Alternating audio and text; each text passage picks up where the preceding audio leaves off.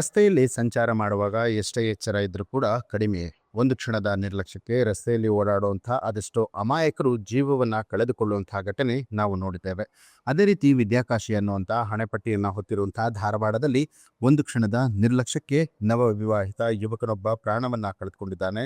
ಧಾರವಾಡದ legal circle ಬಳಿಯಲ್ಲಿ ಮನಸೂರು ಮೂಲದ 23 ವರ್ಷದ ಸಂತೋಷ್ ಹಾಲಬಬಿ ಅನ್ನುವಂಥ ಯುವಕ ಅತಿ ಜೋರಾಗಿ ಬೈಕ್ ಚಾಲನೆ ಮಾಡ್ಕೊಂಡು ಬರುವಾಗ ನಡು ರಸ್ತೆಯಲ್ಲಿ ಸ್ಕೂಟಿ ಬಂದ ಪರಿಣಾಮ ಸ್ಕೂಟಿ ಹ್ಯಾಂಡಲ್ಗೆ ಸಂತೋಷ್ ಚಾಲನೆ ಮಾಡ್ತಾ ಇದ್ದಂಥ ಬೈಕ್ ತಾಗಿ ಸ್ಕಿಡ್ ಆಗಿ ಬಿದ್ದಿದ್ದ.